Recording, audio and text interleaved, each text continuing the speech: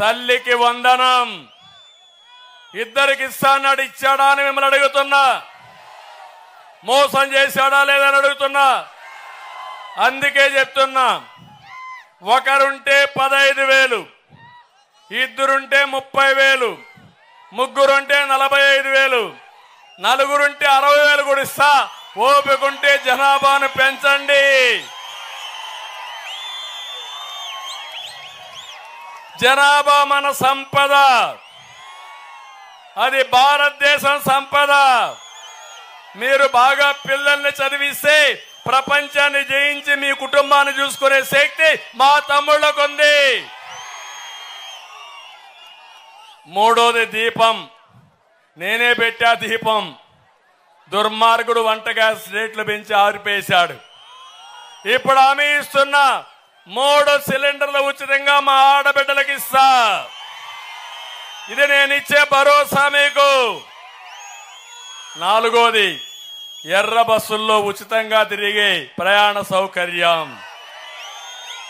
RTC బస్సుల్లో దర్జాగా ఏమీ లేకుండా మీరు కూర్చొని ఆ కండక్టర్ని కమాండ్ చేయండి. మా అన్న చెప్పాడు, ఇది మా అన్న ఇచ్చిన హక్కు అని చెప్పి దర్జాగా తిరిగి ఉచిత ప్రయాణ సౌకర్యం ఏర్పాటు చేస్తారని కూడా మీకు తెలియజేస్తున్నా. మహిళల ద్వారా ఒక శక్తివంతమైన మహిళగా తయారు చేయాలనుకుంటున్నాను. పేదరిక నిర్మూలన జరగాలనుకుంటున్నాను. నేనే డాక్రా సంఘాలు పెట్టాను. ఎన్టీ రామారావు గారు ఆస్తిలో సమాన హక్కు మహిళలకు ఇచ్చారు. నేనే ఉద్యోగాల్లో కాలేజీల్లో మహిళలకు 33% రిజర్వేషన్లు పెట్టాను. ఇప్పుడు మరో విప్లవం.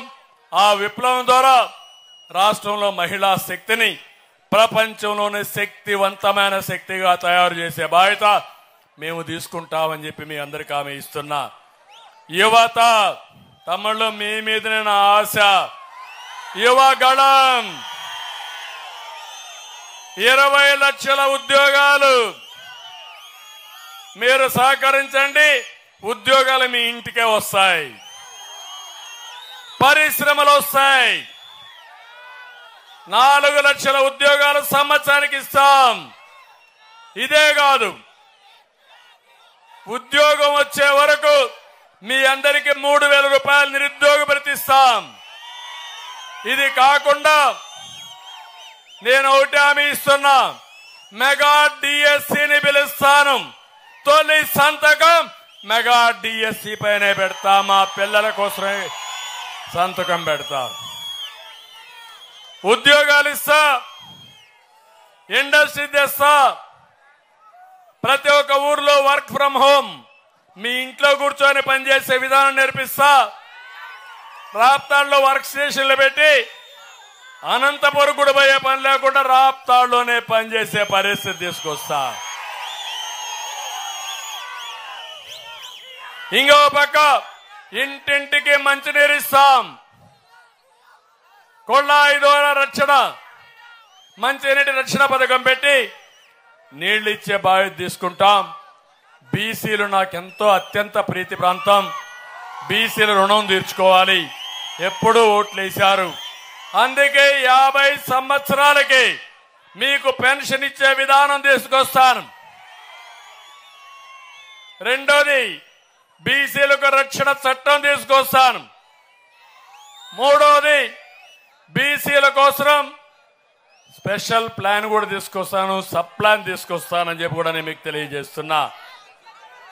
అదే సమయంలో ఆంక్షలు లేకుండా మొదటి తారీఖున మీ ఇంటి దగ్గరనే పింఛన్ ఇవ్వడానికి, అది కూడా పింఛన్ 4,000 రూపాయలు మీకు అందజేసే బాధ్యత మాది. ఏం తమ్ముళ్ళు, పింఛన్ ప్రారంభించింది ఎవరు?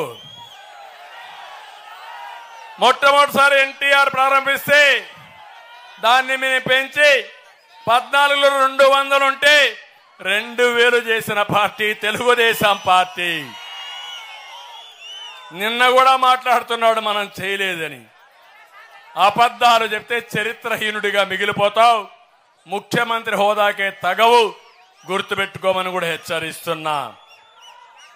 రైతులందరికీ డ్రిప్ ఇరిగేషన్ ఇస్తాం, సబ్సిడీ పథకాలు ఇస్తాం.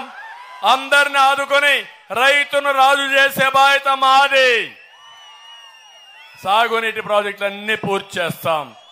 ఉద్యోగస్తులందరికీ భద్రత ఇస్తానని చెప్పి కూడా నేను మీకు తెలియజేస్తున్నా. ఇప్పుడు నేను ఇక్కడికి వచ్చినప్పుడు ఇప్పుడే మన స్థానికంగా ఉండే పరిటాల సునీత గారు కాన్స్టిట్యున్సీ గురించి చాలా విషయాలు చెప్పారు.